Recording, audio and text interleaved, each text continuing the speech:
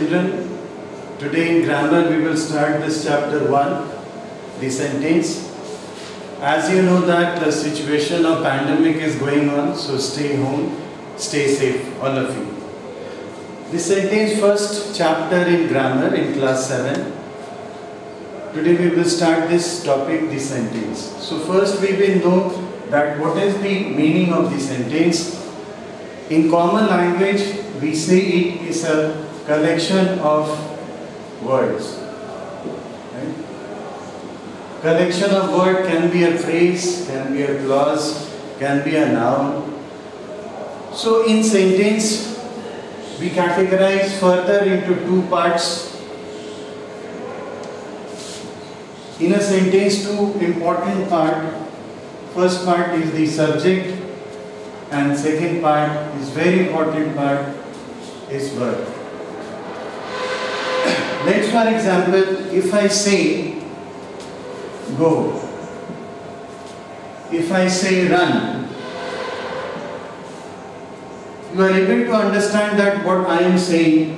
However, this is not a complete sentence. It's an incomplete sentence. So, without a subject, it's called incomplete sentence. So, further we categorize into two parts. One part is called the phrase and another is clause. You understand what I am saying. That is, if I say go, you understand what you need to do.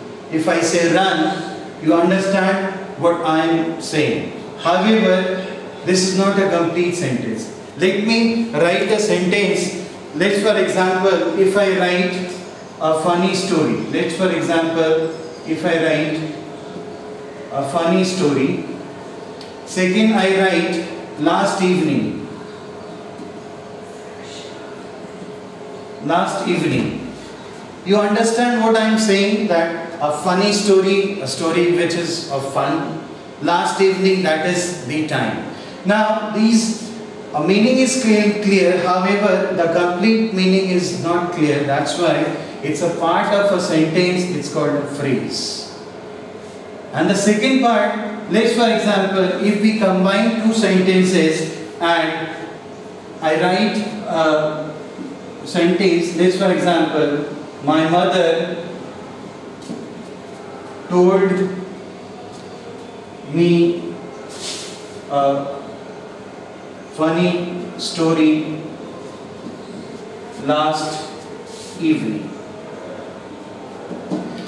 This is called the clause, different from the phrase, where the meaning is clear, that my mother, and the complete meaning is also clear. My mother told me a funny story last evening. So here a funny story, this was there, a funny story.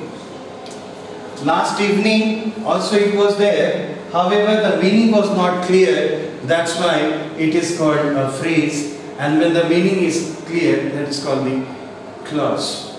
Now come to the second part of a sentence, third part. This is the first part and the second part. In the second part we categorize two important things, is the predicate part and the subject part. In a sentence, these two parts are very important. Actually, this predicate part is also known as the complement part.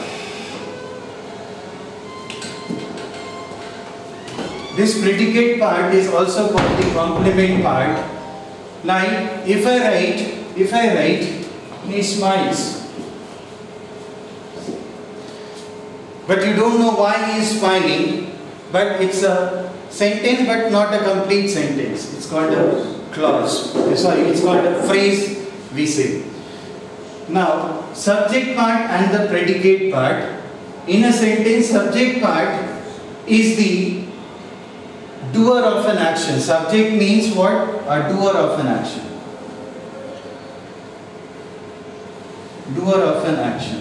What is the predicate part or the complement part? The receiver of an action. receiver of an action. So these two parts are very important in a sentence. I say that if I say go, if I say run, you understand what I am saying, but in a formal language it's okay. In a formal language, if you say, in a casual language, if you say go or run, everybody can understand that what I am saying. However, when we frame a sentence, it's not a complete sentence. So two parts. Let's see what is this predicate and the subject part. First rule, it's not a rule that subject is always in the first position and predicate in the second position. It can be there are many sentences where predicate is prior to the subject part. Let's see with one example.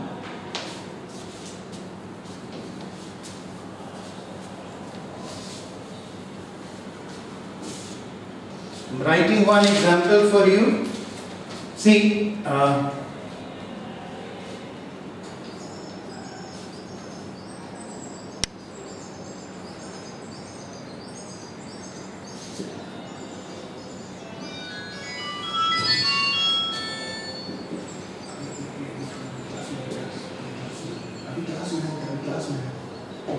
this is the first sentence where I have written pond water is not fit to drink, and in the second sentence I am writing